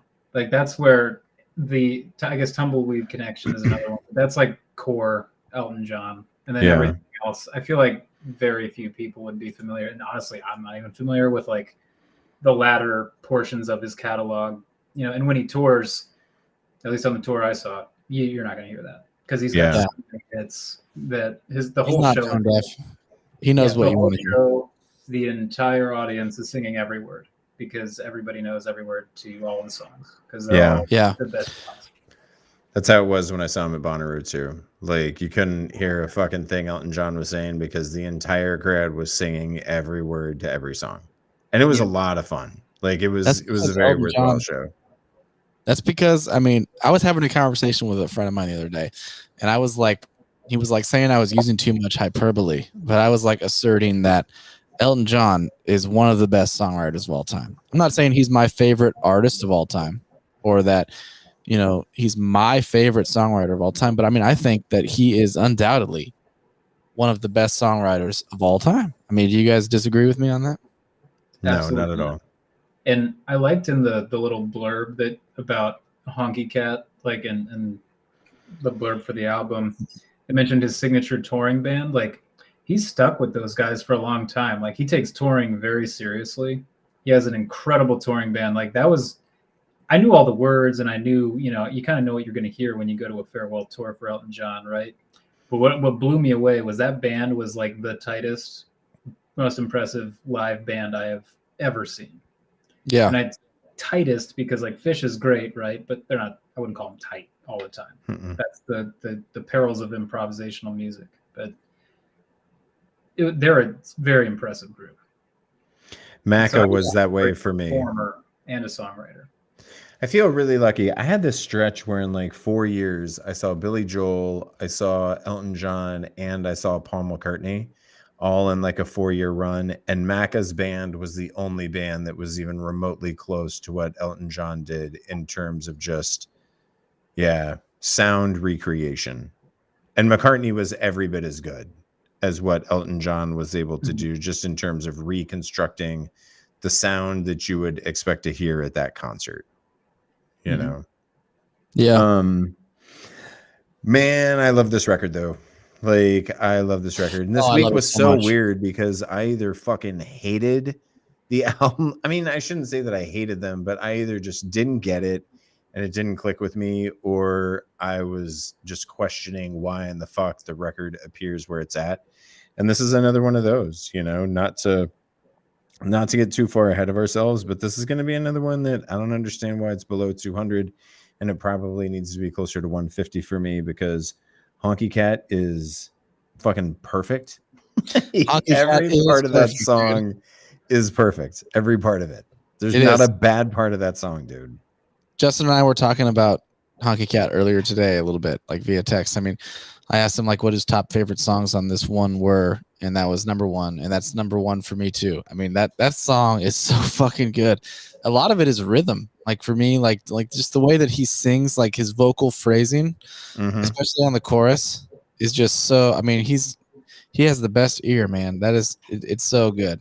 Like in the, I made reference to the interplay, right? The way that he plays his vocal instrument and the way that he's playing the piano and the way that he meshes those two instruments together on this track is just, it's just so perfect, like flawlessly perfect.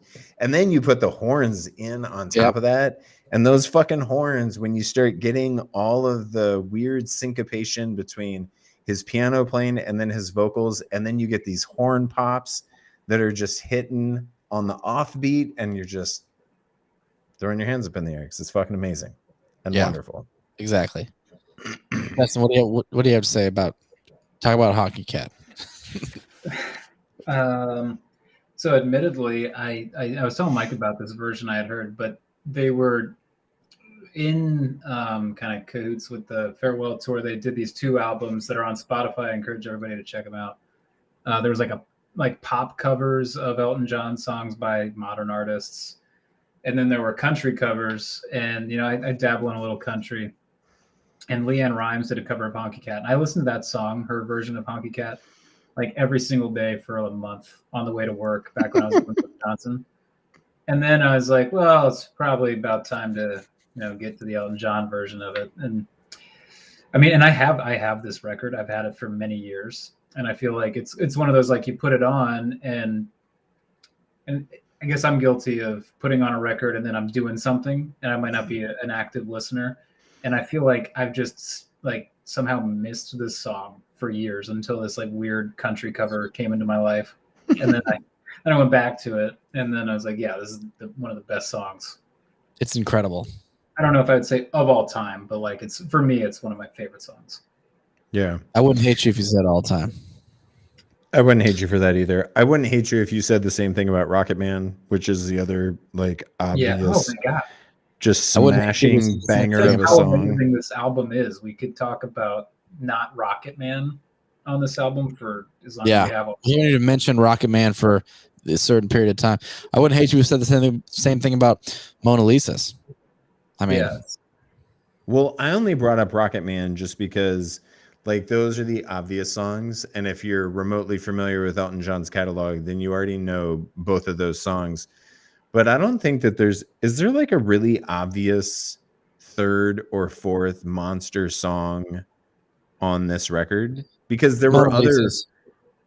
Is that one that is like, is that really prominent in his catalog? Mona Lisa's and Mad Hatters? I think that's a pretty big Elton John song. Is it? Yeah. I think Hercules was the other single. Yes. But I don't think like Test of Time. Yeah, you don't hear Hercules. Yeah. Yeah, I think for Mona me Lisa's personally, pretty well known. Go ahead. Just in terms of like the songs that I like Slave was really, really unbelievable. I love Hercules too, though. Like, I did put a couple stars next to Hercules, and I also really enjoyed Salvation. Did you like Mona Lisa's, Mike? I put a star next to it. Like, it's a beautiful ballad. It's a really, really beautiful ballad. But for me, it wasn't the first ballad that you got on the record, and I actually probably preferred some of the other ballads more than I enjoyed this one. Yeah. If that comment. No, it's not offensive or anything. Yeah. I love Mona Lisa's though, dude. Like that's like probably that's a 5-star song for me. I love honestly, like I was asking Justin earlier, like what his top, like I said, what his top favorite songs on this were, and his were Honky Cat, and then Rocket Man, and then Mona Lisa's. But like I think for me, it's a toss up between Rocket Man and Mona Lisa's. Like Wow, Mona Lisa's seriously? might surpass it. Yeah, I mean Wow. maybe you should. You should. I listened to that song like 15 times in a row. So maybe you should try the Yeah, I'll same go thing. back and listen to it Really, again. yeah, because I got obsessed with it and I kept spinning it over and over again. I mean, I think that's one of the best choruses on this album. I love it. Yeah. Tons of comments about the bass on this record for me. Yeah. Mm-hmm. Tons. I mean, it's weird because it's not every day that you get like the principal player in a band also like playing in the rhythm section. You know, I mean, I don't know. Elton John's weird anyway, though, just because he's a vocalist. But man, he's such an active member of the rhythm section with all of the piano work that he does. I mean, it's really, really. He's fucking impressive, dude. He's really, really impressive vocally, and I think that's almost everybody thinks about him. But his piano playing is just mind-bogglingly good. Really, really, just really it's so good. Piano playing. That's like literally the first comment I wrote on when I took notes on the album. Like just on the first comment I wrote on Honky Cat was like, God damn it, his piano. Like that was like the first thing I wrote. And yeah, going back to your bass player comment, like the bass player for like the music nerds out there, the bass player is doing like a ton of voice leading. In that he's not always like, you know, generally the common go-to methodology playing bass is to play the root note of the chords that are going through the chord progression. And on this one, like he's not doing that all the time. He's playing like he's basically the bass lines create a melody in and of themselves. Yeah. And like go back and listen and you'll see what I mean. Like the notes that are being chosen on the bass line are not being chosen because he's just backing up. Like it is a melody, you know? What do you guys think about I Think I'm Gonna Kill Myself? Like what was your take on that song? That was number 4. JB asked me for my top 3. I gave him 5.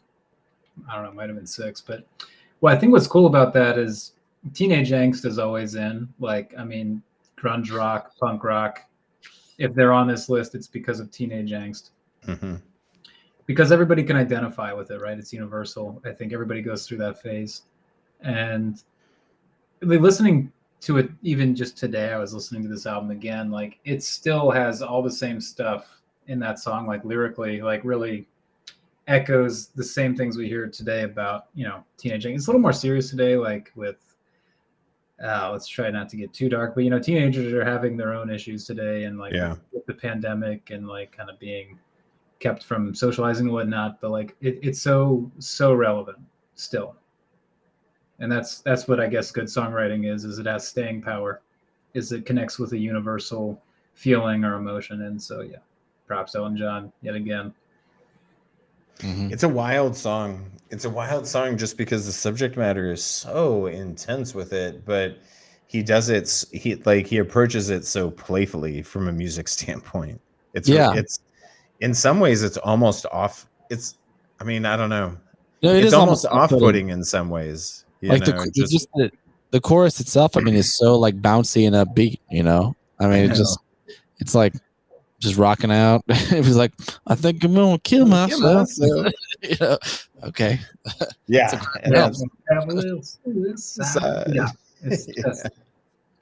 But like the words are like, I guess I was thinking, I was like, is it the worst would be if the music would trick you into thinking he's trivializing like those dark thoughts and feelings, but it's not I don't know, it's not the impression I get. Like I don't know, I think it's like it's very serious, but it also like maybe the levity in the music points to like that's all a very I don't know, it's all like a very selfish thought. It's like you're not looking out enough and you're looking inward. Like, you know, it's a selfish act to, I don't know, do that. And it's like you need to like step outside yourself. Yeah.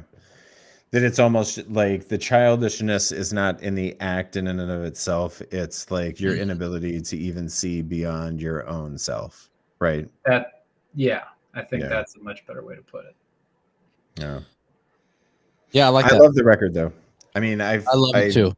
Fucking absolutely love this record. I struggle with placement a little bit just because, I mean, out of those records that we just talked about with Elton John, we're definitely going to see Goodbye Yellow Brick Road, right? And we're definitely going to see Madman Across the Water. What else do you think we see, Justin? I actually Is there a don't. third one? I don't think so. Yeah, I think it's just those two. I mean, I have the luxury of just having the answers, but Yeah. Do you want it to be lower, Mike? Yeah, I do. Yeah. And this is going to sound so repetitive, but I'm probably between 150 and 100 somewhere on here. And part of that is just how great this record is, because this record really is that great just as a standalone unto itself.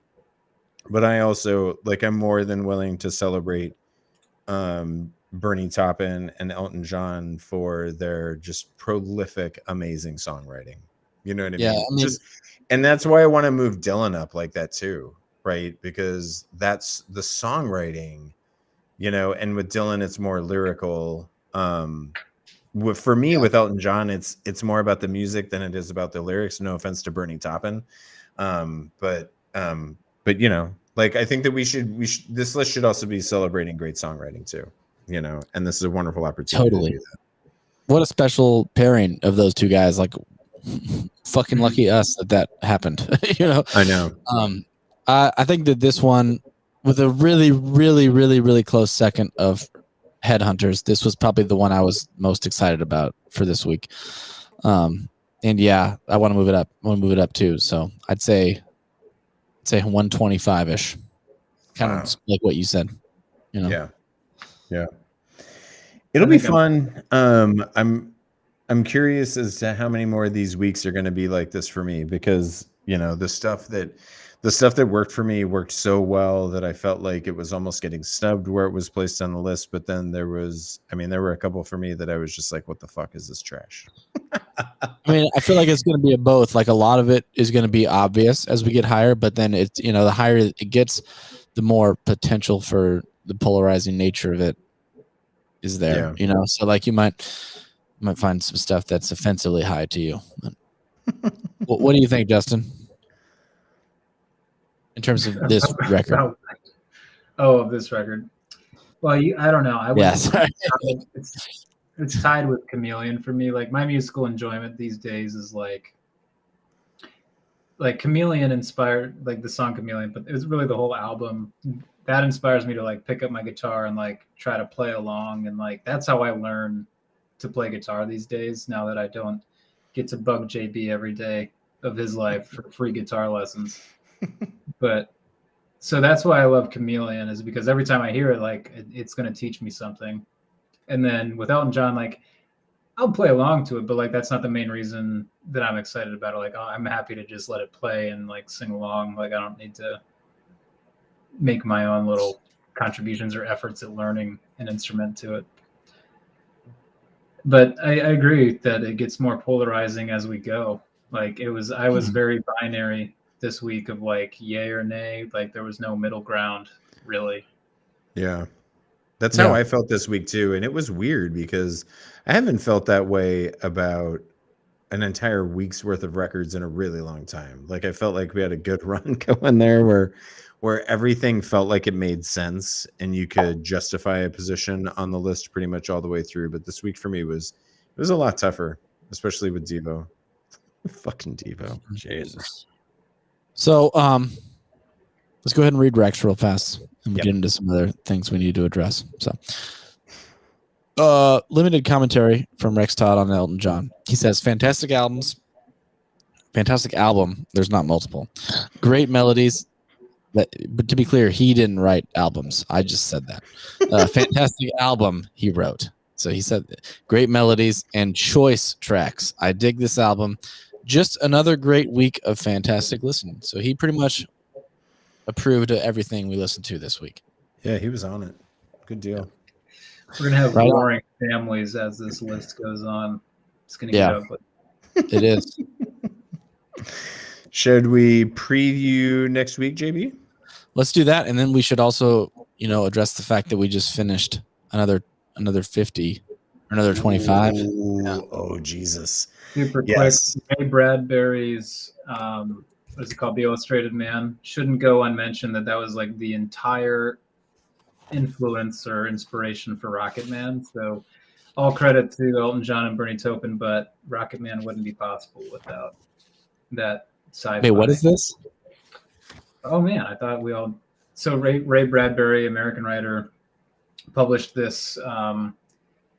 How would they call it? It's not a book. Yeah, it's a series of short stories, a collection of short stories. One of them is called The Rocket Man. And like, if I read to you the synopsis of it, you'd be like, yeah, that's Rocket Man, except in a short story instead of a song. And anyways, that was the whole inspiration for the lyrics. Anyway, Ray Bradbury, The Rocket Man. Does it mention the thing about Mars is not the place to raise your kids? In fact, it's cold as hell. No, but the idea is, I'll just read it. The decade is presumably 2020 to 2030. Hey, that's where we are. A boy misses his astronaut father, who often goes to space for periods of 3 months and is only home for a few days. His mother is no longer attached to her husband, for she knows that someday he won't return home. After he returns home, one day in August, his wife cooks a tasty Thanksgiving meal due to the Rocket Man's upcoming 3-month absence. And the family spend a memorable evening together. That's the last time mother and son will see him. He dies in outer space. The mother and child are sad yet relieved, no more wondering and second guessing. That's the song, except in a little paragraph. Wow. Yeah. It was Fucking inspired dark. by this short story. Yeah, it's a dark, it's a whole series of sci-fi stories that are like, they've inspired so many different. And that was the whole short story. Like it's as short as that, or that's a summary of it. That's a synopsis Okay. of it. Gotcha. Yeah. Okay. I was like, wait, was that it? Yeah, it's like a Actually, guy just it's writing cool, down. like a series of- Someone should do something with this. Well, I mean, I thought it'd be kind of cool actually, like a little series of like short little ideas in like paragraph form. You know. Yeah, I just think that literature can inspire music and often does. You know. Absolutely. Yeah. Okay, let's go ahead and preview next week, Mike. So Number You wanna read 250. Yeah, 250. We're going to be talking about the Buzzcocks. The album Singles Going Steady. I don't know that one at all. No. Whitney Houston's self-titled record at 249. 248. We're back Ooh. to Green Day. American Idiot. 2004. Hey, I won a bet, didn't I? Didn't I win a bet? Fuck. Didn't we have a bet about this? Dude, we have to have. We definitely made a bet about this, but we're going to have to We go did. back and discover the terms of this bet. Well, I feel good because up till now I thought I had lost every bet we've ever fucking made, and now I won one. I'm happy to hear that's on there. That's like a great out. We were talking about punk. I'm super happy that's on there. Dude, we got 2 punks. We got the fucking Triumphant. Buzzcocks this week too. Jesus. Triumphant day for me. Okay. Yep, Green Day, and then I think this is you. No, this is me. Okay, so 247 is it Sade Love Deluxe? Yes, Sade Love Deluxe. Sade. You got so excited about Green Day. I did. So correct. Mostly because of the bet. Okay, well, I'm gonna get super excited about the last album that we'll talk about next week, which is from LL Cool J. We're gonna be talking about Mama Said Knock You Out. That's a fun record. Hell yeah, that'll be fun too. Mm-hmm. Excellent. And then beyond that, we've now finished another. Wait, have we been doing recaps every 50 or every 25? Every 25 is what we did do. We fucked up at one point in time and we missed one chunk, but we ended up making it up. And I want to say maybe we missed like 350 to 325 or something like that. But then we ended up making it up. We caught up with ourselves. Okay. Well, let's go ahead and take a second here and look back through, and then we'll come back with our answers for our favorite of the past 25. Yes. And Justin, please entertain the crowd. Yes, Justin, will you please recite your favorite poem? Oh, Jesus, dude, this is going to be really hard. You want me to do a poem? Yeah, read us an epic. Oh, fuck me. I'm not going first, JB. Ooh. Okay. I can go first. Do it. Because mine Wait, do you have your poem, or do you want me to? Oh, if you want, I can pull up one. I have a first. Can I give a first, second, and third place? Yeah, because I was That gonna say, acceptable? I mean, I can narrow this down to one. I really don't want to though, because there's at least two. Yeah, there's fuck. Yeah, I'll Do you do want me one, to two. Let's do I'm one, gonna two, give and my three. first. Okay, so my one, Honky Chateau, for sure. My two is no, sorry, my one is not Honky Chateau. I didn't mean to say that. My one, I'm going back. That's number two. Okay, my one is Wish You Were Here. My two is Honky Chateau, and my three is Headhunters, Mm, and that's my final answer. that's your final answer. Okay, well, our number ones are the same and I don't think that that's difficult to ascertain, right? Wish You Were Here is easily my number one. I'm gonna say that my number two is probably going to be Yeezus from Kanye, and Yeah. then my number three is gonna be Check Your Head from Beastie Boys. And Nice. those aren't like, honestly, like those are 1, 2, and 3s that are just meaningful to me. I don't necessarily think that those 3 albums are better than any of the other 25 on here, but those are like, out of this group of 25, like those records mean a ton to me. You know what I mean? Like super influential to me. Totally. But honorable mention to fucking Casey Musgraves, because that goddamn Golden Hour record, I really hope that the next time they come out with this list, I hope that fucking record is up to like 120, because I love that record that much, and I would not be upset if that happened. What I was about the curious. Freewheeling Bob Dylan? I'm shocked. Who? Blown away, even. Did we talk about that one? I don't think either of you mentioned it. No, neither one of I us just did. meant in general. I was just kidding. Do you have the list in front of you, Justin? Yeah. So if you had to pick one, what's your pick? Pick one? I won't. You can do a top three too. Yeah, you can do a top 3 out of the last 25. So I would say Headhunters and the Freewheeling Bob Dylan. And then what gets really tricky, like I would want to say Curtis. Mm. I feel like Superfly is probably on the list, so I can cut Curtis. Yeah. And then probably Wish You Were Here. Yeah. It's so fucking no Honky shocking. Chateau for you. No, but I think that's because Elton John's going to get some credit later on for other stuff. Like I love Honky Chateau, but like because there's 250 more things to go, I just, I feel like you have to worry about those that might not get their mention in the next 250. Yeah. That's a fair assessment. I got Fair you. assessment. Which Well, I you know guess what, Mike? We for should Bob maybe Dylan do is something. plenty. Yeah. I'm thinking maybe we should do something for the being halfway. Like maybe like not today, but maybe on the next episode, we should take the next like week and a half and think about our favorite from the top half. Ooh. Jesus. Or our favorite, maybe top 5 from the top half or something like that. Actually, let's do this. Let's figure out a list of maybe 5 questions and figure out the best answer to those questions. For example, biggest surprise, something along those lines. Almost an Academy Award like presentation of award winners from the first half of this fucked up shitty list. I love it. Yep. So you and me will figure that out amongst us, and we will present that at the next episode. I love that idea. I want envelopes and tuxedos. Yes. Done and done. One thing though, if somebody has like a specific question or suggestion or anything like that they want us to answer out of the first half, let us know, because we're not very original people. In fact, we're pretty fucking stupid and unimaginative. So any help that you can give us is beneficial. We really appreciate it. We're like robots. Shitty ones. Yeah, just really terribly built. Okay, well, hey Justin, thank you for joining us again. And obviously, you know this is not going to be your last time. So Mm-mm. Mm-mm. But thank you for sticking around. he's making another hand gesture, folks. Get ready. It's been- Oh. Wait, you know, this is the weakness in this little hand that I'm gonna let the people that I bought it from know. This doesn't look like a peace sign. Like, and I can't move these apart. So like, what?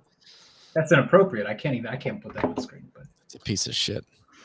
I don't know where you get your hands, but I can get you a better line on that. same here. I can't do. I don't know what you're talking about, dude. It looks exactly like yeah. Cool. All right, guys. Well, cheers. Any other thoughts before we finish up here? Thank you, Justin. Thank you, Justin. Thank you, JB.